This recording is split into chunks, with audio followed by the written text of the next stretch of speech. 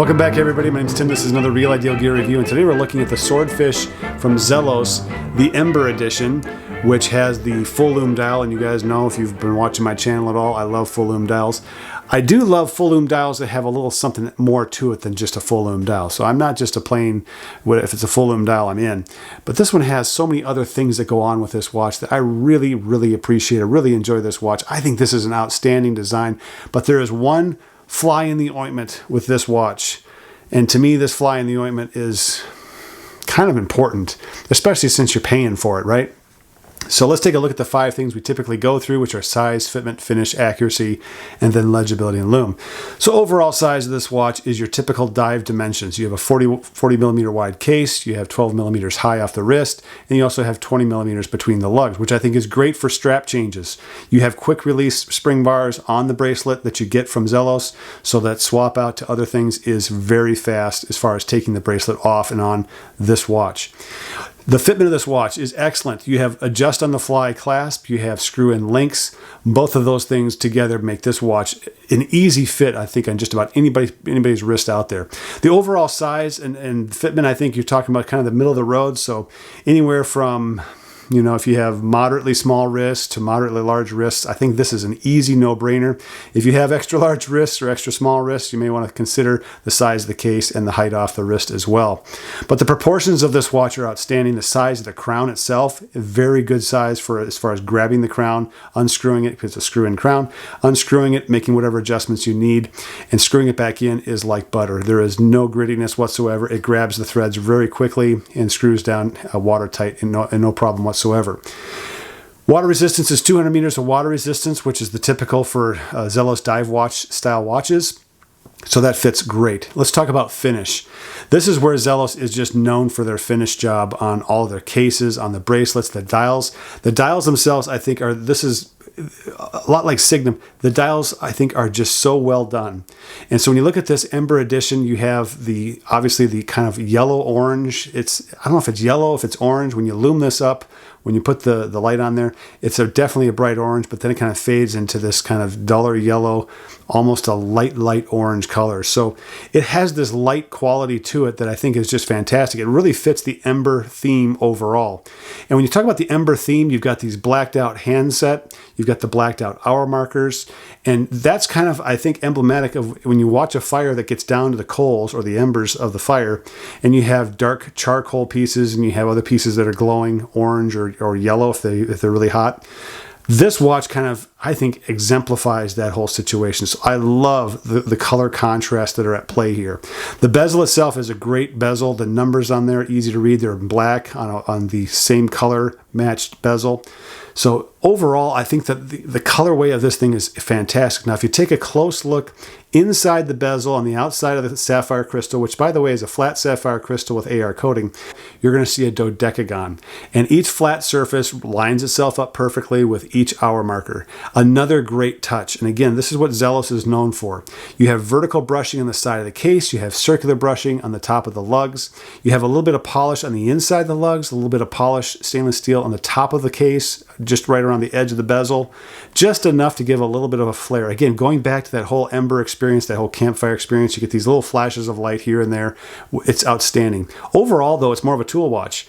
You have a lot of brushing on here. This is not a watch that I think you would wear necessarily for, you know, semi-formal occasions, very professional type meetings, suit and tie type meetings. It's probably too colorful for those situations. But at the same time, for the owner, if you're wearing this around the house, kind of an everyday watch, you get this little flash of light off of the polish. You've got this great looking dial, bezel. It's just awesome.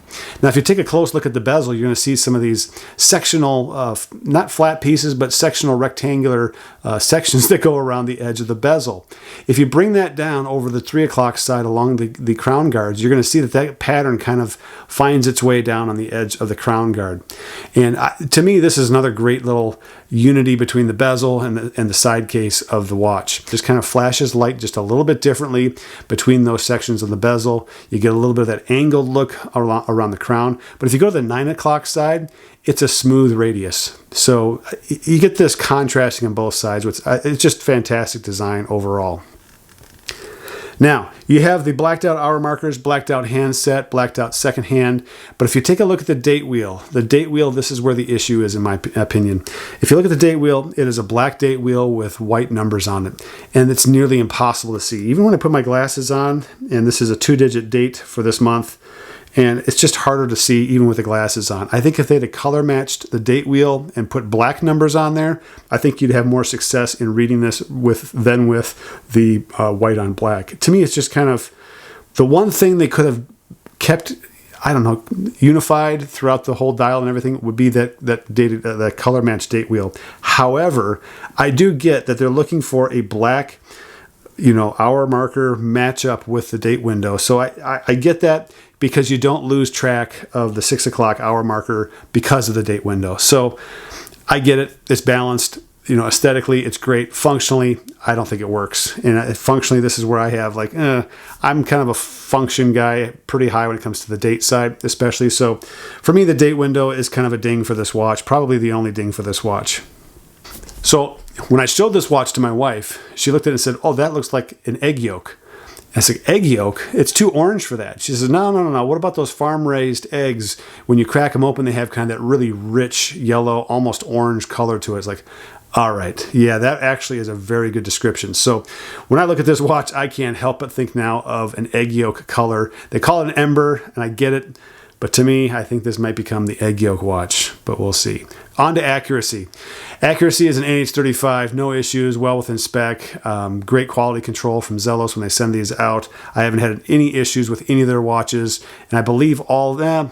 I have NH35s and I have Miyota high beat movements, so no issues with any of the movements that I get from Zelos when it comes down to their watches that they send my way. Legibility and lume, highly legible. When you look at the dial and you look at the bezel, the contrast of the black numbers on the yellow-orange bezel, the same thing on the blacked out hour markers, blacked out handset on the yellow-orange dial. Great legibility, very easy to read. I love blacked out hands on fully lumed dials, especially light colored ones. Now this is on the borderline of getting a darker color, and so there's going to be a switch. If this was like a darker yellow, maybe darker orange, then I think you might want to have those, fully loomed handsets. And I think that's where the contrast flips and goes the other direction. You need to have light colored hands on a darker, fully loomed dial background. So to me, this still works. I think this is a great, highly contrasty dial and bezel. Now let's talk about lume. There is nothing quite like this lume, other than maybe the Hammerhead, which I have, or there's a couple other watches that I have, the Signum Cuda titanium, that's without saying, but that's really orange. This, when you light this up with a torch, it turns a bright yellow. I love this. And then there's also a little bit of a color change along the minute track on the very outside edge of the dial itself. And so you get this slightly different color. And then if you have just any light source whatsoever in the room that you're in, you're going to get some light play off of the flat link bracelet. You may get a little bit of light play off the case and off the side of the bezel itself. So to me, the light play that you get off of this watch is outstanding. The full lume dial lasts all night. I have no problem seeing this early in the morning, 4:30, 4 o'clock in the morning. The time is very easily read without my glasses, so it passes my test for all night lume. So double stars all over the place. So let's go over the summary of this. The thing that I don't really like about this watch really is the color on the date wheel. Black with white numbers just doesn't work for me. I get the aesthetic of it. It matches up with the other hour markers being blacked out. But the date itself is almost impossible, not almost impossible. It's very hard to read the date without glasses or just a close inspection of what the date is on the watch. The rest of this is outstanding. The color matching between the dial and the bezel, the legibility, the blacked out handset, black numbers on the bezel. You've got the sectional grippiness on the edge of the bezel, which I think is a fantastic design. It's a little bit harder to grab. The bezel itself is a little bit too tight, I think, as far as the friction setting on this. It clicks really nicely, but it takes a lot of effort to turn this timing bezel.